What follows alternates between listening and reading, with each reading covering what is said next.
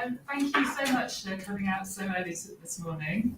We've also got people online, so thank you also for getting up early and joining us today. We hope you've had a great first day at UK Read for those of you who've been here already for 24 hours. It feels like about a week already, I think. So many conversations, so much going on, but hopefully you're having a great time. And this morning we are going to be running what we hope is quite an interactive session, so don't worry, you're not just going to be sitting passively listening for the next hour and a half. After some quick fire presentations, we're going to be getting you all chatting, so hopefully that will get your brains going, ready for a really productive day.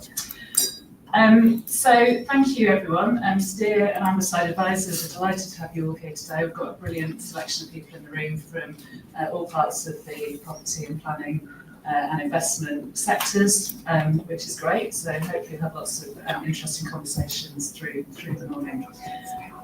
How many people were at UK Read last year and heard Angela Rayner's speech? Yeah, quite a few of you. So if you remember, she came here last year and announced her vision for how we were going to deliver 1.5 million new homes and to develop really kind of truly sustainable communities. And I found that quite inspiring. But I think we're a year on from that now. There's been lots of focus on planning reform, lots of focus on local government reform. But I think probably most of us in the room are still slightly scratching our heads wondering, is this actually deliverable? How are we going to go about delivering properly, truly sustainable homes in the right places for the sorts of houses communities really need? So that's really what we want to focus on today, and particularly making sure that those houses are put in the right places with the right transport links and with really good access to local facilities that people need. And at Steer, certainly we tend to work on lots of big transport schemes, and we're increasingly asked to look at business cases which are actually much more about the growth and the opportunities of those transport schemes unlock. So we're approaching business cases in very different ways now, talking much more about housing, communities, local facilities, and much less actually about just pure transport benefits. So I think that's fantastic. That's why I came into transport, was much more about the impact it has on people's lives rather than just transport for transport's sake. So what do we need to do that? We need to obviously bring communities with us, so we need to be out there talking to people. I think that's really important, and maybe something we don't do enough to create a really shared vision. So again, today we want to talk a bit about that today, how we take people with us. We need to make sure we've got the right funding in place. Again, we've got lots of good brains in the room who can talk about different ways we can access that funding and financing. And we need to have capacity in the system, and I think that's something probably we're all concerned about, both within local authorities, within consultancies, within the delivery parts of the sectors. Have we actually got capacity to deliver this many houses in the right places? So that's what we're going to talk about today. That's the challenge for this morning. We've got 5 fabulous speakers who are all going to bring different perspectives on that, who were in the thick of it in different ways and trying to deliver on this bold mission. And we're going to be doing it PechaKucha-style. So if you don't know what that is, it's a Japanese word for chit-chat. So this is going to be quick fire. We've given the speakers a real challenge this morning, so apologies. The slides are going to be moving on quickly. We're going to try and keep it as visual and conversation as possible. So hopefully that will make it nice and engaging for everyone. Be kind to the presenters. We have put them in we've given them quite a challenge this morning. So give them a little bit of grace this morning. So we're going to be going right from Ben Pretty from Cushman Wakefield, who's going to set out some of the trends in the housing market. And we've got Steph Everett talking about station-led development in Rochdale. Stacey White from Wyker is going to be talking a little bit about mass transit and how that can shape growth across West Yorkshire. And Paul Bunting from Liverpool City Region, who's going to be talking about some of the housing delivery challenges he's facing over there. And then last but not least, my colleague Neil Rutledge from Amberside will be considering some of the funding and financing opportunities. And then after those quick fire presentations, it'll be over to you. And we put you into groups, hopefully on topics that you're interested in. Doesn't matter if you don't know that much about them. This is really about sharing knowledge and information and lots of different perspectives through the morning. And then we're going to be looking to write some of that up into some thought pieces after the event, so hopefully you can sort of track those and have a look at them and see how they reflect the conversations you've had. So I'm not going to take any more of your time. I'm going to hand over to Ben Pretty, who's partner at Cushman Wakefield.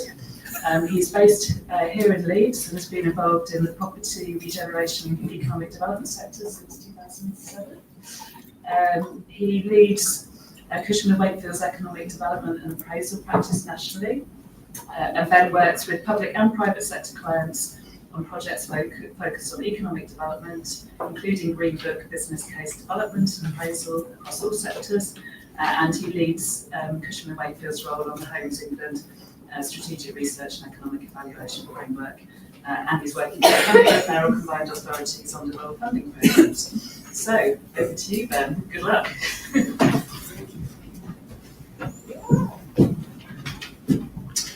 Good morning, all. Great to be here this morning. Thank you for having me. Quick fire isn't my forte, but I'll do my best. I'm going to step back to start with and just look at how the institutional real estate deployment of funds in real estate has changed over the last sort of 20 years or so. As you can see on the screen, there's been a lot of change over the last period. Office investment particularly has almost halved. Retail investment has halved. And we've seen huge growth in industrial and residential investment.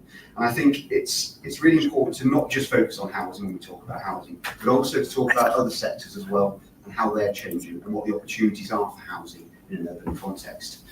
It's important to not just talk about housing as well. Housing itself and residential is maturing as an asset class. If you go back to sort of 2005, we had about 8 investor asset classes. We've now got about 28 of those. And you can see in yellow the different types of housing that we've now got. We don't just talk about housing. We shouldn't just talk about housing anymore. This all plays down into, sorry, is it moved on? Sorry, so I can see the screen. So we've got, yeah, there we go. So this all translates into different forms of requirements for floor space in our towns and cities as well. And you can see here, this is based on Cushman Wakefield's own research around how sectors are changing in terms of floor space requirements. And you can quite clearly see the decline in retail and office floor space in our urban centres, but the growth of some new asset classes around private rental sector, co-living, life sciences, these sectors that we didn't even talk about 20 years ago. And I think it's really important to understand the opportunities and implications for those going forward. So the big question, are we going to meet the 1.5 million homes target this government set us by 2029? Sounds ambitious. The last time we did it was in 1969, and I believe the local authorities actually were responsible for delivering 1/3 of those homes at that point. So it's a real challenge for us. Last year, only about 240,000 homes actually received planning consent. That was the lowest level since 2014. So we've got some real challenges that we need to address as an industry collectively. So what are those challenges to housing delivery? I think planning is often talked about as one of the key barriers, and I think we don't want to understate that. It's not just the planning officers, the development control process, it's actually converting planning consents to build out as well. The viability challenges are often well stated and deservedly so, but viability is more than just profitability. We shouldn't just focus on a viability appraisal. It's about creating a place, making sure we're talking about places that people want to live in. So what are the solutions to this? We need to think about new ways to deliver housing and mixed-use regeneration schemes in our cities.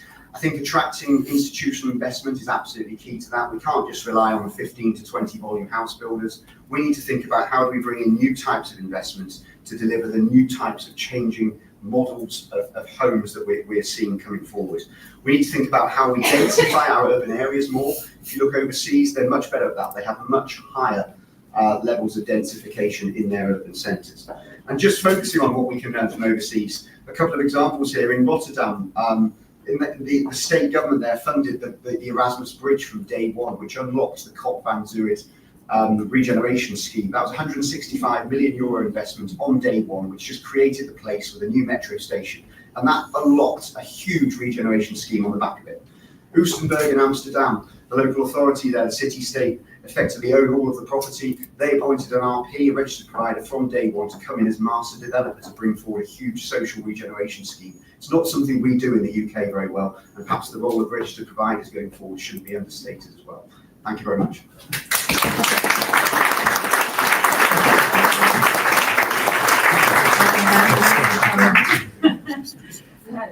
We've got Steph Everett, who is very new in her new role as Head of Regeneration and Development at Rochdale Development Agency. She was previously at Homes England. Steph has over 25 years experience in driving forward and unlocking growth, renewal and place shaping in neighbourhoods and town centres. And most recently, she was appointed as National Design Council Expert for Homes England. And she joined Rochdale Development Agency this month. So this is even more of a challenge for you, Steph, getting on top of your new brief. So welcome. It's a definite challenge to find all the images for this as well. We've got to move through the Rochdale banking system. But thank you, Nicola. Thank you, Ben. Okay, so Castleton. If you've never been to Castleton, it's a small area of Rochdale. It's about a mile south of Rochdale Town Centre, about 8 miles north of Manchester City Centre. It happens to be the place that I spent my teenage years, and it also is often recognised as somewhere that people get off thinking they're expected the Peak District. But in January 2020, January this year, it was cited as an example of enabling growth and growth generating hubs and accelerating development in those hubs by the Chancellor. It was alongside the Old Trafford regeneration announcement. And so I would just talk about today's why. So I've got 3 thoughts about why that might be. So this is around an innovative approach and around, sorry, I'm not helping with my cough here, sorry, I do apologise. An innovative approach around partnerships and around opportunities as well. So firstly, we've moved on a little now, but part of the innovative approach is that Rochdale's created a rail strategy. Is for all of the stations together. So 6 opportunities for transport-oriented communities, 6 stations, 5 of those are new, and those are faster than yeah, sorry, 6 existing stations, 5 of those are new, 5 of those are existing, 1 is new, sorry, this put me on slide, apologies. And for transport-oriented communities along there. So marrying very much what we're talking about today, so transport, infrastructure and housing need. And what Rochdale has done is, can we just go skip back? I don't know if these go. That's okay, it's possible or not. Sorry, I know we're on. If not, don't worry. I'll just walk through. So this Castleton, and what we've done in Rochdale is we've worked through some opportunities, looked at the area. It's got an existing train station, it's got existing communities, established community, it's got existing uses and community, and it's also got some legacy industrial sites as well. And we've done vision for the area, and we've looked at new homes. We've got an opportunity to centre the local focus on the local centre around the station again, and to enhance the walking routes as well. There's an opportunity for 1,500 homes around Castleton Station. And then Rochdale, Rochdale Transport Oriented Community is another one on the line. So this is an image. So the opportunity is for development on both sides of the stations. And this is an image from the station facing out. And there's opportunity for about 1,700 homes. There's already delivery starting, so the funding is in place for that new square that you can see. And then also there's new homes starting in 2025 as well. There's huge opportunity around the station. And what we've done as part of looking at this approach, very much looking at the benefits. So there's really clear benefits. There's potential for 7,000 new homes. There is potential for 16,000 new people to live in those areas. That's nearly doubling the density that lives in the existing 800-metre catchment around the area. And there's obviously clear environmental and economic benefits, but also, what's not picked up on here, the benefits of sort of sustaining services, potentially increasing services along the rail corridor, not just for those stations, but in that wider area as well. So that brings me to my second thought, which is about role of partnerships and collaboration. So this is one rail, the yellow line you can see is where I've highlighted the rail corridor, but it's one line of mainly in Greater Manchester. And partnerships very much at the heart. So what Rochdale have done is work with Greater Manchester Combined Authority, Transport for Greater Manchester, Homes England, Network Rail, and the Calder Valley Rail Partnership and local stakeholders. And by zooming in, you can see that this route is very much central to one of the 6 priority growth locations within Greater Manchester, which is the North East Growth Corridor. And that focuses on collaboration with Bury and Rochdale and Oldham together to look at the opportunities in this area. And they're linking those significant opportunities between transport, homes and employment opportunities. And fundamentally important in the area, the square that's just added on, is the Acton Valley area, which you might be aware is Mayoral Development Zone, which focuses on innovation and advanced manufacturing. And in this area, there's another 7,000 homes, there's 1.6 million square foot of employment coming forward and 20,000 jobs. So there's huge opportunity there. So that brings me to my final thoughts, really, my third thought. So what opportunities does this provide us with, this sort of innovative approach to a corridor and to transport-oriented communities? So firstly, there's a clear investable proposition here for public and private sector investment. We're taking the opportunity at scale and put forward a compelling narrative to accelerate delivery here. And much of it, the off-site infrastructure is already in place and can bring social value and sustainability embedded within it. It's very much a people-centred approach. It doesn't start with the site. We're starting very much with the communities. We're starting with what's already there, linking those communities and enhancing the services for them, and supporting social mobility and health for people's connectivity to the employment opportunities I just talked about. And finally, I just want to say that these aren't just homes, these are homes with a purpose. And I just wanted to leave you with a couple of questions, really, a couple of thoughts when you break into the groups. And the first one of those is, who should live here? So we can build our homes here, but we really need to, we've got an opportunity now to think about the time and the tenure of those homes and make sure that we get the right people in that can make that real benefit and use of those accessible opportunities. And then the second is, can these be natural mobility hubs? So I know we're building mobility hubs, but can these be natural mobility hubs? And if so, what uses can co-locate here, and what are we thinking now to talk around the station? Thank you.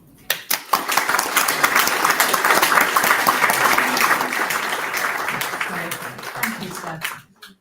Next, we've got Stacey White, who's headed Place and Consent for the Mass Transit Programme for West Yorkshire Combined Authority. Stacey's role includes leading activities relating to the consenting of the scheme, development of future phase activity, environmental assessment and land and property matters. And she's keen that people see the mass transit system as a place-based proposition that enables and stimulates economic growth and delivers benefits for the communities that the scheme will serve. Over to you, Stacey. Thank you.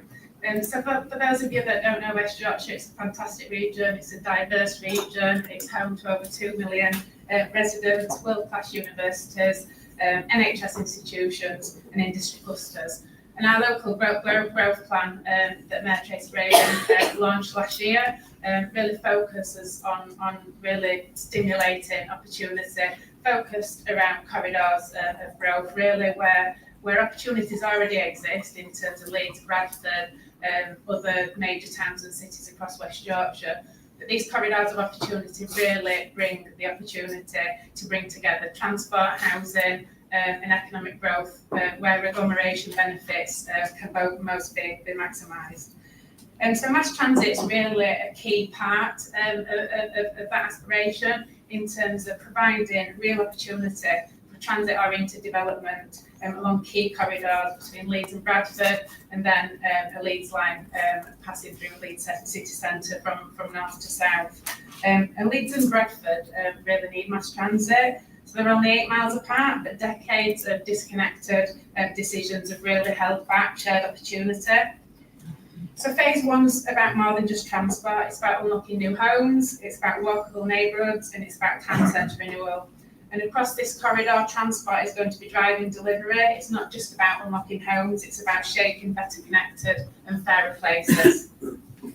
So moving on to Leeds, Leeds really is an economic anchor, and mass transit will connect Leeds more effectively, making sure that Leeds as a city has got access to talent and inclusion across the region. Moving on to Bradford, it really is a city in transformation. For those of you that not been to Bradford, just recently the city centre is really changing for the better. It's a fantastic city centre regeneration scheme. So, you know, Bradford's moment is now really 7,000 new homes, a city centre for people, as I've just said, and a new rail gateway, but it needs continued partnership really to drive that change. Bradford City Village, where homes are really at the heart. And this is not just a housing estate, it's a city centre regeneration done right, providing connected, walkable and focused outcomes, and a major vote of confidence in Bradford. Moving on to Halifax. Halifax really does show what's possible, providing 1,600 new homes, town centre living, and a real cultural and economic reinvention. So those are 3 examples of fantastic places, cities and town centres that we've already got that are functioning really well, but they can do so much better. The performance of these city and town centres across West Yorkshire, there's an £11 billion productivity gap that's projected to get worse year on year. So we've got a massive opportunity through the local growth plan, bringing together transport, housing and economic development to really drive growth and create places that people want to live, work and invest in.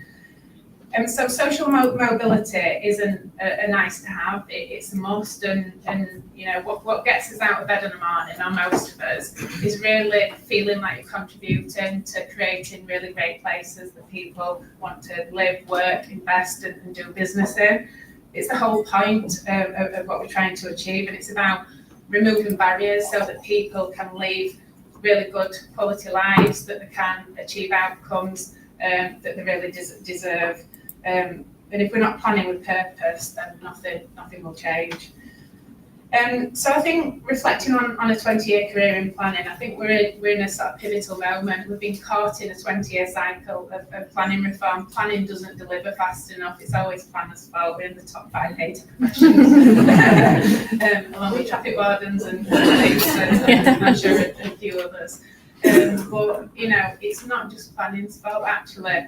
Through deeper devolution and integrated settlement, we've got a real opportunity to do things differently, to bring together multiple policy agendas from transport, economic development to housing to delivery, to make sure that we take a truly partnership approach to delivering and doing it right. So in terms of that challenge to deliver 1.5 million homes, I think it's possible, whether it's possible within the time frame that we've set, but I do think that we're in a really pivotal moment where we've got an opportunity to do things different and to do things right. Thank you.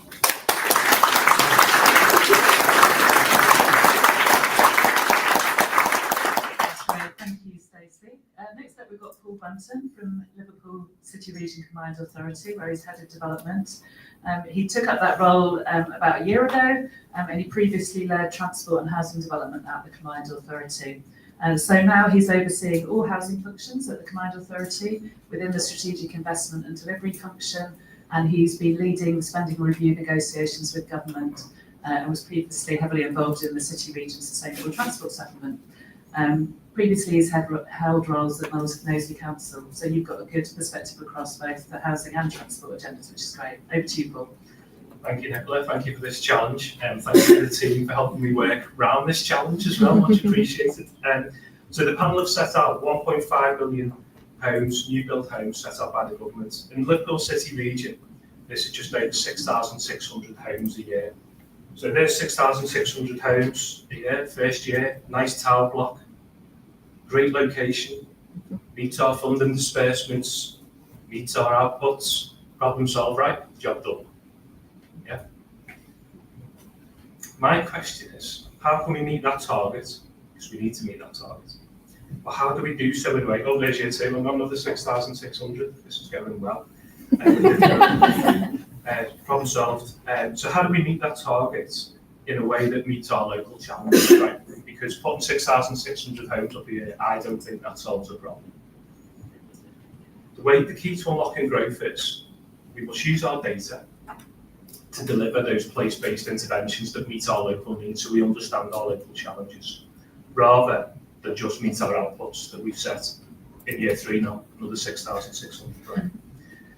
It's essential that we grow our economy, because if we don't grow the local economy and we don't grow it in the right way, and we don't provide the skills that meet that growth in the local economy, the housing offer that we're going to build isn't going to be taken up. And the housing offer that we provide needs to meet the skill sets and the growth in the economy. And then the transport network needs to come in and underpin all of that, right? I think we've got a once in a lifetime opportunity. We've got integrated settlements through devolution, as some of the panels set out, and that gives us the opportunity to invest in place-based solutions. It's really radical thinking, this, rather than another year before. So one of the questions I'd like to pose is, how do we develop a pipeline that accelerates delivery while solving our local challenges and ensure that it's market facing? And just to finish, if we're successful, it should be about people, and it shouldn't be about projects. And that slide's just about projects, right? Thanks, Nicola.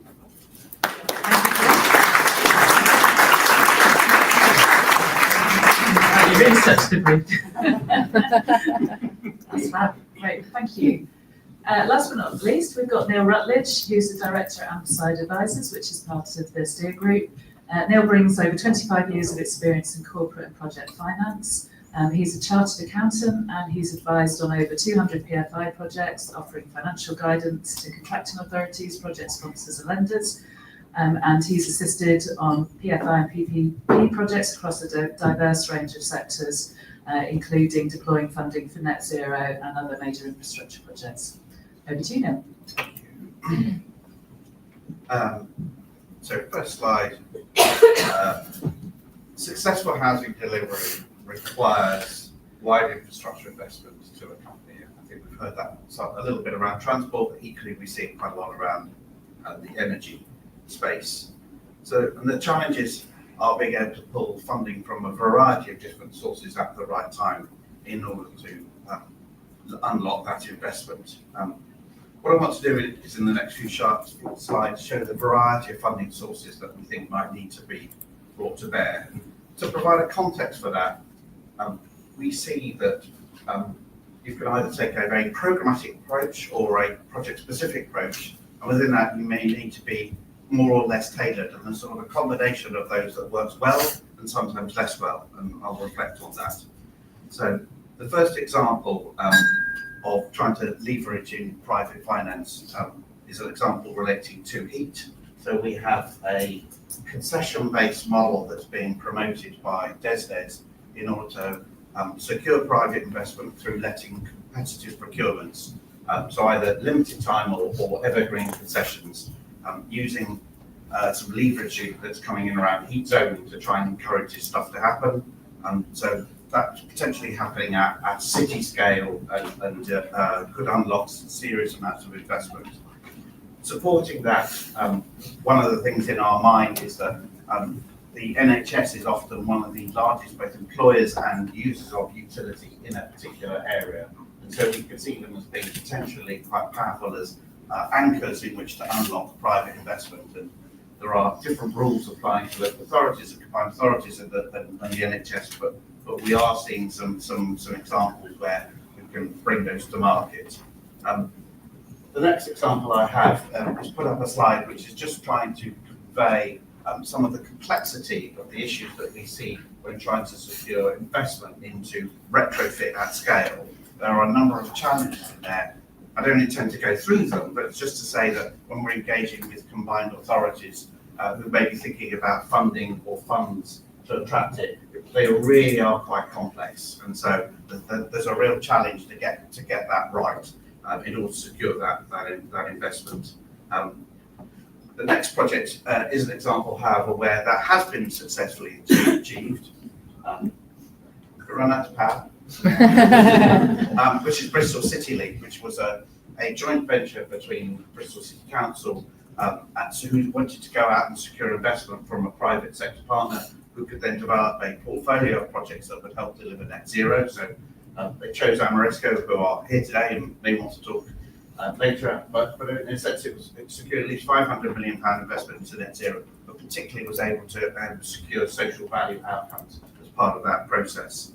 The next example is around looking at where public sector money can be brought in at a strategic level to help make development happen. So this is an example in Wales where there was grant funding was brought in to sort of leverage in private investment. And the next example is where actually funding has come in from the pension fund. Catch up. to support the combined authority in order to unlock development. And that one we find is particularly interesting as government sort of tries to put pressure on pension funds to sort of take a more active role. The next example, I'll slow down, is Abundance have been offering a crowdfunding solution which can be made available to local authorities under their community use of investment model. Not large sums of money, but really powerful for bringing citizens along as investors. It sort of changes their role, and you finally get much more engagement with them. And so they're looking to expand that program. So a variety of examples here of where different sources of finance have been able to support development activity. And my takeaway from this was I had 3-1. So good projects will always get the investment they need. So it's looking at where is the market failure element and what are the options to deliver. I might be biased, but I'd say you probably need expert advice to help you navigate through those. And then I think it's about looking at how to bring in housing and energy and transport, thinking of them as a combined route in order to then build what might be the finance solutions.